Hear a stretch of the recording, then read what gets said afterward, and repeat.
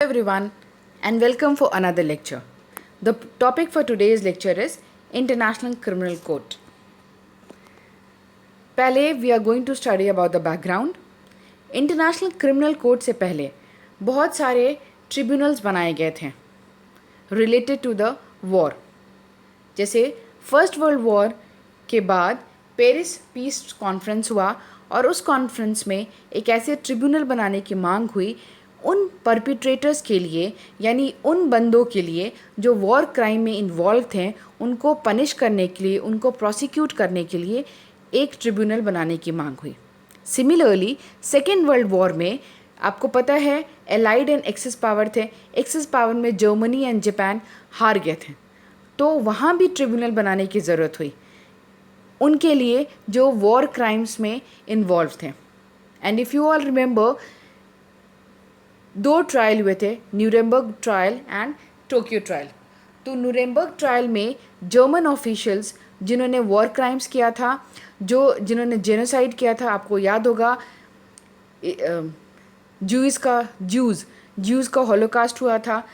तो इन लोगों को प्रोसिक्यूट करने के लिए टाइम के साथ अलग अलग ट्रिब्यूनल्स बने. सिमिलरली जैसे मैंने अपने प्रीवियस वीडियोज़ में डिस्कस किया था इंटरनेशनल आर्म कॉन्फ्लिक्ट में, तो मैंने बताया था यूगोस्लाविया में 1993 में ट्रिब्यूनल बना था. सिमिलरली जब मैंने नॉन इंटरनेशनल आर्म कॉन्फ्लिक्ट बताया तो मैंने बताया था कि रवांडा में 94 में ट्रिब्यूनल बना था रवांडन ऑफिशियल्स को प्रोसिक्यूट करने के लिए. क्यों? क्योंकि ये ऑफिशियल्स अपने देश में इन्होंने जेनोसाइड कराया था. तो from the previous history you can understand कि जब भी कोई वॉर क्राइम या क्राइम अगेंस्ट ह्यूमैनिटी या क्राइम ऑफ एग्रेशन या जेनोसाइड होता था तो हम टेम्परली कोई ना कोई ट्रिब्यूनल बनाते थे. अब ये रियलाइज़ हुआ कि ये टेम्परली क्यों ट्रिब्यूनल्स बने, क्योंकि ह्यूमन नेचर है, वॉर होनी ही है. Then why should we not go for the International criminal Court, या एक ऐसा परमानेंट कोर्ट जो उन इंडिविजुअल्स को प्रोसिक्यूट करेगा जो इन जेनोसाइड्स या क्राइम अगेंस्ट ह्यूमैनिटी या वॉर क्राइम्स या क्राइम ऑफ एग्रेशन में इन्वॉल्व होंगे. इस तरह से शुरुआत होती है इंटरनेशनल क्रिमिनल कोर्ट की. अब 1989 में यूनाइटेड नेशन के जनरल असेंबली ने रिक्वेस्ट किया इंटरनेशनल लॉ कमीशन को कि इस प्रॉब्लम को एड्रेस किया जाए, और इस वजह से 98 में लगभग 10 साल के बाद यूनाइटेड नेशन में ने एक कॉन्फ्रेंस बुलाई. कहाँ बुलाई? इटली में बुलाई. और वहाँ पे रोम स्टैट्यूएट को अडॉप्ट किया गया. एक ऐसी ट्रीटी है रोम स्टैट्यूएट जिसमें लिखा गया है कि इंटरनेशनल क्रिमिनल कोर्ट जो ये कोर्ट है वो कैसे कैसे फंक्शन करेगा. समझो उस तरह लिखा है कि इसमें इस कोर्ट के डू एंड डोंट्स क्या होंगे. तो रोम स्टैट्यूएट ही एक ऐसा स्टैट्यूएट है जिसके आधार पे या जिसके बेसिस पे इंटरनेशनल क्रिमिनल कोर्ट का एग्जिस्टेंस आया. लेकिन जो ये 98 में बैठक हुई थी उसमें ऑल्दो 162 कंट्रीज़ ने अटेंड किया था और 120 ने इसको अडॉप्ट किया था, but adequate number of ratification नहीं हो सका था. लेकिन 2002 में 60 रेटिफिकेशन जब आईसीसी को मिल गया, then ICC came into the force. Clear है? ये जो आईसीसी है यानी इंटरनेशनल क्रिमिनल कोर्ट, इसके दो ऑफिशियल लैंग्वेजेस हैं, इंग्लिश एंड फ्रेंच. और एज ऑफ दिसंबर 2020 इसमें 123 आईसीसी मेंबर स्टेट्स हैं, जिसमें से Russia, USA, China, India, Pakistan, ये सभी और ख़ास करके और भी एशियन रीजन जो है ये सभी आईसीसी के मेंबर नहीं हैं. ठीक है? और रिसेंटली बुरुंडी ने अपने आप को आईसीसी की सदस्यता से बाहर कर लिया. तो ये याद रहेगा, India is not a party of ICC. चलो, अब इंटरनेशनल क्रिमिनल कोर्ट कैसा है? It is an intergovernmental organisation. इसका मतलब क्या है कि ये देशों के ऊपर ऑपरेट करेगा. और ये कहाँ है? हेग में, जो कि नीदरलैंड में. आपको याद होगा नीदरलैंड की राजधानी कहाँ है? Amsterdam. ICC is the first and only permanent international court. ये हैव डिस्कस अर्लियर ऑल्सो कि पहले जो भी होते थे टेम्पररी होते थे, लेकिन ये परमानेंट कोर्ट है. और ये बहुत इंपॉर्टेंट है जो हाईलाइटेड है, जुरिस्डिक्शन टू प्रोसिक्यूट इंडिविजुअल्स, यानी एक ऐसा कोर्ट है जो इंडिविजुअल को प्रोसिक्यूट करेगा, ना कि देशों को, for the international crimes of genocide, crime against humanity, war crimes and crime of aggression. किन इंडिविजुअल्स को प्रोसिक्यूट करेगा? जो इन्वॉल्व होंगे, किस तरह के कामों में इन्वॉल्व होंगे? क्राइम ऑफ जेनोसाइड में, crime against humanity, war crimes and crime of aggression में जो इन्वॉल्व होंगे, ऐसी बंदों के ऊपर ये प्रोसिक्यूट करेगा। क्लियर है? ICC lakhs universal territorial jurisdiction, यानी ये पूरी दुनिया में एप्लीकेबल नहीं होगा। कहाँ एप्लीकेबल होगा? जिस देश ने इसको साइन किया है, जो इसका रेटिफाई करके बैठा है, वहाँ ये एप्लीकेबल होगा। और कहाँ? जैसे इसका एक बहुत अच्छा एग्जांपल देती हूँ। जो मैंने आपको प्रीवियस स्लाइड में बताया कि ये जो बुरुंडी है, इसने अपने आप को आईसीसी से अलग कर लिया। क्यों अलग किया था? ये अफ्रीका का एक देश है। यहाँ पे इनके कॉन्स्टिट्यूशन के अकॉर्डिंगली एक प्रेसिडेंट की सिर्फ 2 बार टेन्योर होगा। तीसरी बार वो अपने आप को एज अ प्रेसिडेंट नहीं अपॉइंट कर सकता, नहीं उसका अपॉइंटमेंट होगा।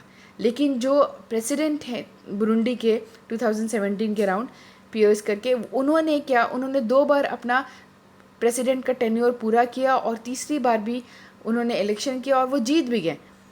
तो इसके अगेंस्ट कुछ लोगों ने आवाज़ उठाई कि नहीं, ये तो वॉयलेट कर रहा है हमारे कॉन्स्टिट्यूशन को, और उन आवाज़ों को या फिर उन लोगों को दबाने के लिए वहाँ के प्रेसिडेंट ने बहुत लार्ज स्केल पे अपने अपोजिशन पार्टी के ऊपर जेनोसाइड किया। बहुत सारे लोगों के साथ वॉर क्राइम्स किया गया, बच्चों के, औरतों के साथ rape and everything, crime against humanity. यानी आपको मैंने IHL के स्टार्टिंग के लेक्चर्स में बताया था, उन वीडियोस में you can go through to understand कि कितनी ज़्यादा एट्रॉसिटीज़ हो सकती है। तो that president did a lot of atrocities so that कि ये जो उसके अपोजिशन वाले लोग हैं वो शांत हो जाएं। और चूँकि बुरुंडी उस वक्त आईसीसी का मेंबर था, तो आईसीसी ने खुद से प्रोसिक्यूट करने की बात करी। उसने कहा कि चूँकि आप मेरे मेंबर स्टेट हैं और आपके यहाँ इतने लार्ज स्केल पे war crime against humanity and genocide हुआ है, तो मैं इस इशू को उठाऊंगा आईसीसी में। इस वजह से नाराज़ होकर बुरुंडी ने अपने आप को आईसीसी से अलग कर लिया। लेकिन आईसीसी ने कहा कि चूँकि जब ये वॉर क्राइम्स हुआ उस वक्त Burundi was a member of ICC, इसलिए हमारा जुरिस्डिक्शन है वहाँ पे इन्वेस्टिगेट करने का। तो आप जो यहाँ पे देख सकते हो कि अभी मैंने आपको समझाया है कि ऑल्दो आईसीसी का यूनिवर्सल जुरिस्डिक्शन नहीं है, ये कहाँ कहाँ जुरिस्डिक्शन रखता है, उस मेंबर जिस देश ने उसको रेक्टिफाई किया है उसके ऊपर ये इसका जुरिस्डिक्शन रखता है। दूसरी बात क्या, जैसे अगर जिस देश ने उसको रेक्टिफाई किया है, जो उसका मेंबर है, उस देश का कोई इंडिविजुअल दूसरे देश में जाके वॉर क्राइम करे,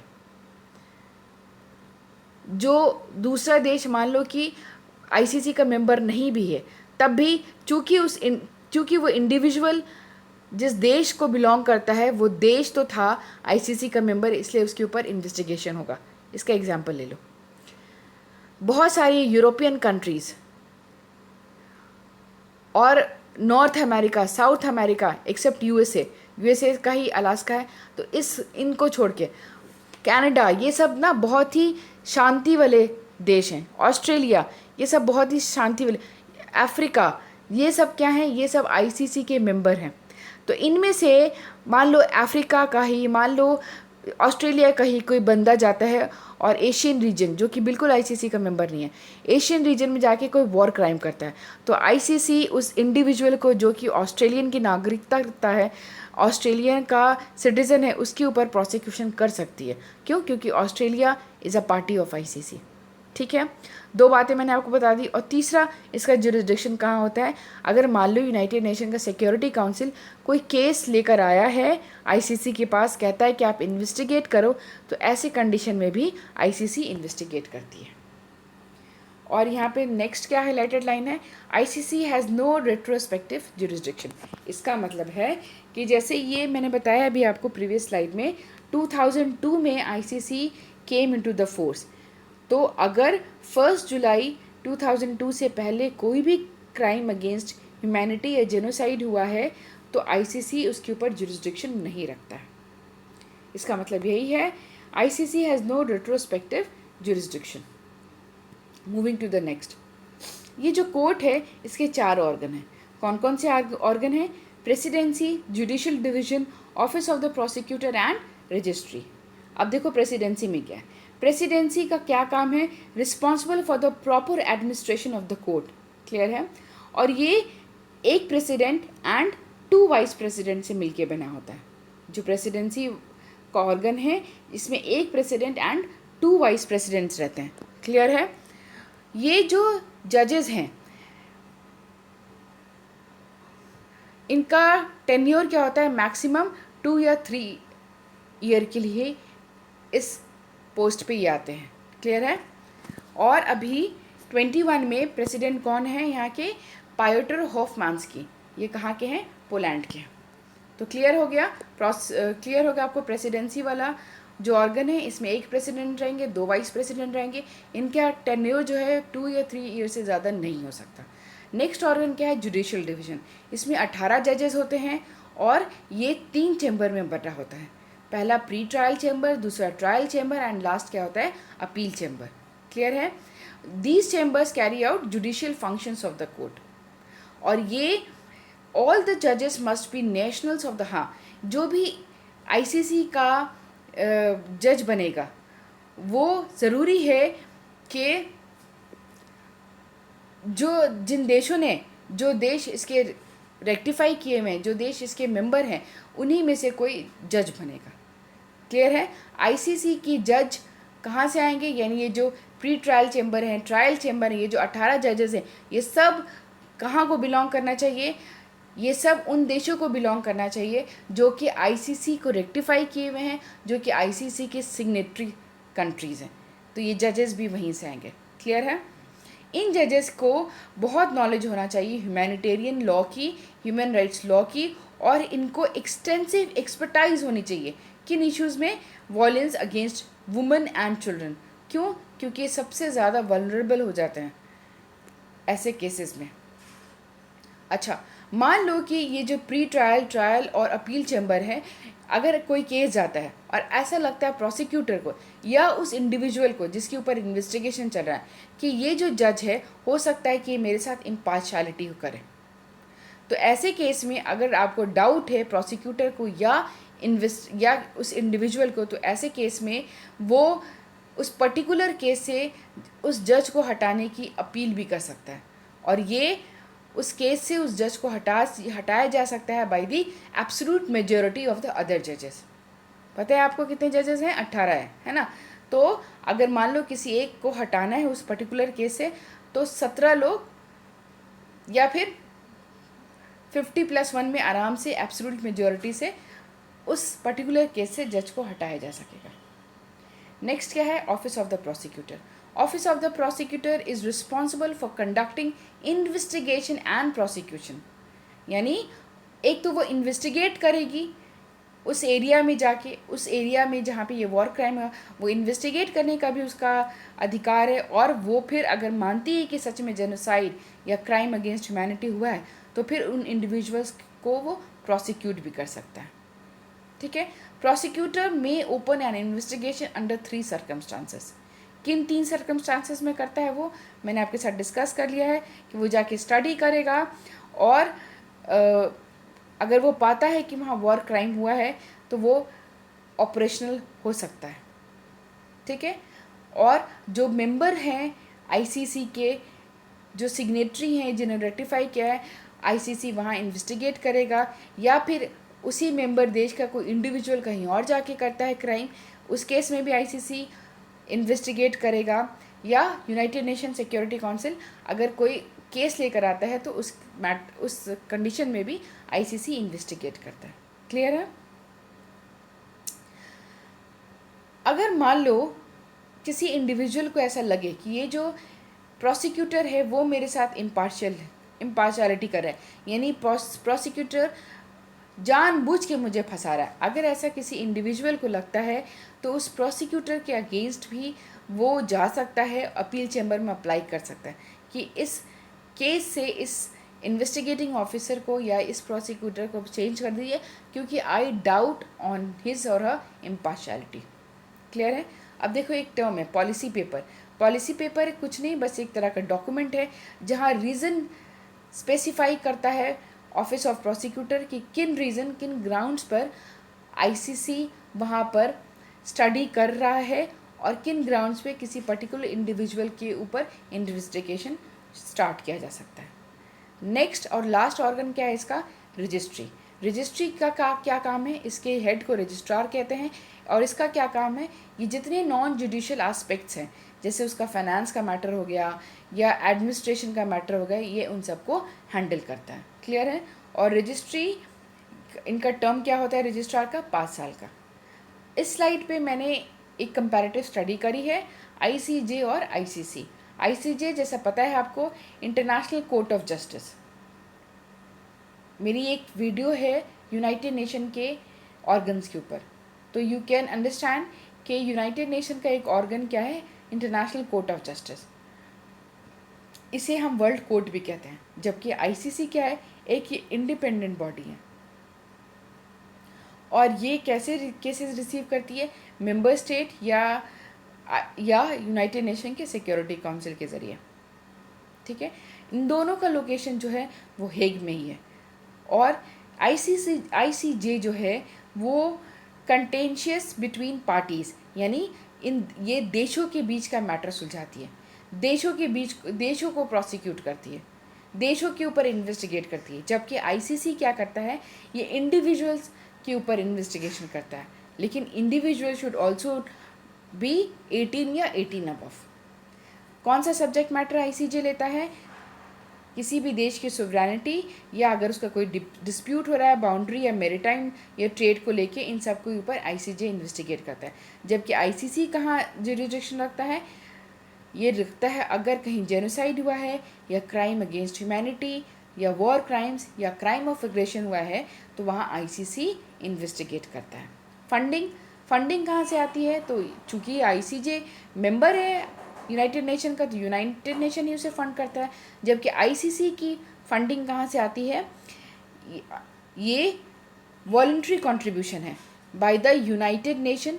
अब यूनाइटेड नेशन का सिक्योरिटी काउंसिल इसको इन्वेस्टिगेट करने के लिए दे रहा है, तो जाहिर सी बात है फंडिंग भी करेगा। या voluntary contribution from the government, किस गवर्नमेंट? मेंबर स्टेट के गवर्नमेंट्स या इंटरनेशनल ऑर्गेनाइजेशन को इसको फंड कर सकता है, या इंडिविजुअल या आपस के कोऑपरेशन से भी इसकी फंडिंग होती है। क्लियर है? अब कुछ रीसेंट न्यूज़ देख लेते हैं। एक मैंने रिसेंट बताया था कि 2017 में बुरुंडी जो है वो आईसीसी की मेंबरशिप से बाहर हो जाता है। दूसरा आपको रिसेंट न्यूज़ बता रही हूँ कि USA, United states of America ने सैंक्शन लगाया था आईसीसी ऑफिशियल्स पे। क्यों? क्योंकि इसके जो प्रोसिक्यूटर हैं फतुआ बेंसोआडा और सीनियर प्रोसिक्यूशन ऑफिसर जो हैं फाकिसो मोचोचोको, इन्होंने इन्वेस्टिगेशन किया है यूएसए जो इन्वॉल्व था, यूएसए की फोर्सेस और यूएसए का ये सेंट्रल इंटेलिजेंस एजेंसी जो अफ़गानिस्तान में जो 2003 के बाद ये लोग बहुत ज़्यादा एक्टिव थे। तो अपने 2003 के बाद जो ये ऑपरेशनल थे यूएसए के फोर्सेस या यूएसए की सेंट्रल इंटेलिजेंस एजेंसी, उस ड्यूरेशन में इन्होंने बहुत ज़्यादा जेनोसाइड करा है, बहुत ज़्यादा crime against humanity, war crimes and crime of aggression मचाए। इसलिए आईसीसी ने ये डिसाइड किया है, चूँकि अफ़गानिस्तान आईसीसी का मेंबर स्टेट है और उसके मेंबर स्टेट के ज़मीन पर कोई वॉर क्राइम हुआ है, इसलिए आईसीसी जुरिस्डिक्शन रखता है कि वो यूएसए के ऊपर, यूएसए के ऑफिशियल्स जो इस काम में इन्वॉल्व हैं उनके ऊपर इन्वेस्टिगेशन करने की। इसलिए इस गुस्से में आकर यूएसए ने आईसीसी के ऑफिशियल्स के ऊपर बहुत सारे सैंक्शंस लगाए हैं। जबकि इस सैंक्शन को क्रिटिसाइज़ किया है खुद यूनाइटेड नेशन ने और बहुत सारी यूरोपियन यूनियन स्टेट्स ने and several human rights agencies ने। तीसरा कहूँगी मैं। तीसरा क्या इसका रिसेंट न्यूज़ है? ICC on Israel Palestine conflict. इसमें क्या हुआ आपको पता है? इजराइल पैलेस्टाइन कॉन्फ्लिक्ट बहुत लंबा इंटरनेशनल आर्म कॉन्फ्लिक्ट है, बहुत सालों से चला आ रहा है, लगभग 70 साल हो गए एंड ऑल दैट। अभी क्यों ये न्यूज़ में आया? क्योंकि आईसीसी ने कहा है कि वो अब जुरिस्डिक्शन रखता है इज़राइल के ऊपर इन्वेस्टिगेट करने की, इज़राइल की उन ऑफिशियल्स के ऊपर इन्वेस्टिगेट करने की जो इन्वॉल्व हैं जेनोसाइड ऑफ पैलेस्टीनियंस के। क्या होता है देखो, पहले जो पैलेस्टाइन था वो उसको स्टेट की भी मान्यता नहीं थी, लेकिन as you can see on the first in the first line 2012 में Palestine gain non member observer state, यानी यूनाइटेड नेशन ने उसको कहा कि अब आप नॉन मेंबर ऑब्जर्वर स्टेट है। लेकिन पहले पैलेस्टाइन को क्या माना गया था? पहले it was considered only the observer entity, पहले ये क्या था? Observer entity. तो जब चूँकि यूनाइटेड नेशन ने इसको एज ए स्टेट की मान्यता दे दी है, तो अब ये क्या किया, इसने आईसीसी की मेंबरशिप ले ली। क्योंकि आईसीसी के मेंबर कौन होंगे? देश ही होंगे, स्टेट्स ही होंगे। तो जब यूनाइटेड नेशन ने इसे स्टेट की रिकॉग्निशन दे दिया, तो इसने आईसीसी की मेंबरशिप ले ली। क्लियर है? और उसके बाद क्या हुआ, इसने आईसीसी की चूँकि मेंबरशिप ले ली, इसके ज़मीन पर वॉर क्राइम्स हुए हैं, इसलिए इसने आईसीसी में जाकर कहा कि मेरी चूँकि टेरिटरी में बहुत सारे वॉर क्राइम्स हुए हैं, आप इन्वेस्टिगेट करो। और यहाँ परपिट्रेटर कौन था? इजराइल था। Apart from that, United Nation ने खुद एक इंडिपेंडेंट एजेंसी के थ्रू स्टडी करवाया था कि 2019 में ये स्टडी करवाया था यूनाइटेड नेशन की इंडिपेंडेंट पैनल ने, और उन्होंने ये खुद पाया था कि जो इजरायली आर्मी है उसने बहुत हाई लेवल पे, बहुत कम टाइम में ही बहुत हाई लेवल पे लोगों के साथ बहुत ही ब्रुटैलिटी के साथ पेश आया है इजरायली। इसलिए 2019 में ही अगेन द सेम पर्सनालिटी, ये फतुआ बेंसुआदा, इन्होंने कहा कि नहीं, हम इज़राइल के ऊपर इन्वेस्टिगेशन करेंगे, प्रोसिक्यूट करेंगे इज़राइल को। पहले आईसीसी जो कोर्ट है वो नहीं माना, इसलिए नहीं माना क्योंकि देखो क्या, इज़राइल और पैलेस्टाइन वाला जो मामला है, तो पैलेस्टाइन को ऑल्दो ये एज अ स्टेट है, लेकिन इसके पास सोवरेनिटी वाली पावर नहीं है। सोवरेनिटी आपको पता है, total independence to decide internal and external matters. ठीक है, तो ये अभी भी ना ऑक्यूपाइड टेरिटरी है, इज़राइल की ऑक्यूपाइड टेरिटरी है, इसके पास बहुत सारे अधिकार, बहुत सारी सोवरेनिटी एक्सरसाइज नहीं कर सकता अपना। अब आप मान लो अगर आपको कहीं भी किसी देश में जाना है तो वीज़ा पासपोर्ट लगता है। आप अगर चाहो पैलेस्टाइन में जाना तो आप नहीं जा सकते हो without the permission of Israel. आपको यहाँ से पहले जेरूसलम जाना होगा, फिर जेरूसलम में जाकर इज़राइली गवर्नमेंट की परमिशन लेनी होगी कि क्या वो पैलेस्टाइन जा सकते हो कि नहीं आप। तो यही आईसीसी के जजेस ने, आईसीसी के ऑफिशियल्स ने कहा था कि ठीक है, आप जैसे 2019 में वहाँ के प्रोसिक्यूटर ने कहा, फतवा बेंसुआदा, उन्होंने कहा कि वो इन्वेस्टिगेट करना चाहती हैं, पर आईसीसी के ऑफिशियल्स ने कहा कि आप पैलेस्टाइन के ग्राउंड पे पहुँच ही नहीं पाओगे। क्यों? क्योंकि आपको पहले जेरूसलम जाना होगा, फिर वहाँ से इज़राइल की परमिशन ही लेके आप पैलेस्टाइन पहुँचोगे, और इज़राइल थोड़ी परमिशन देगा कि ठीक है जाओ, तुम पैलेस्टाइन में जाओ, मेरे ऊपर इन्वेस्टिगेट करो। वो क्यों चाहेगा कि आप उसके क्राइम को आप इन्वेस्टिगेट करो? तो इज़राइल देगा ही नहीं परमिशन। लेकिन ये सब जो हर्डल्स थे, और यूएसए और अदर कुछ यूरोपियन कंट्रीज़ जैसे ब्रिटेन वगैरह, ये सब भी बहुत ज़ोर दे रहे थे कि ये इन्वेस्टिगेशन ना हो सके। But finally in February 2021, judges of the ICC confirmed that the court had jurisdiction in Palestine. Through a majority decision, ICC would investigate both Israel military as well as Gaza-based Hamas faction also. Palestine आपको पता है कि वो दो areas में, world bank और Gaza strike. तो Gaza में जो ऑपरेशनल हैं वहाँ ज़्यादा पावर कौन रख रहे हैं अभी? हमास। तो इनके ऊपर भी आईसीसी ने कहा है कि इन्होंने भी जो भी वॉर क्राइम करा है, जो भी इन्होंने भी ह्यूमैनिटेरियन लॉज को वायलेट किया है, इसके ऊपर भी इन्वेस्टिगेशन की जाएगी। प्लस इज़राइल के ऊपर तो इन्वेस्टिगेशन होगी ही। So this is all about the ICC. I hope you like it. Thank you for watching this video.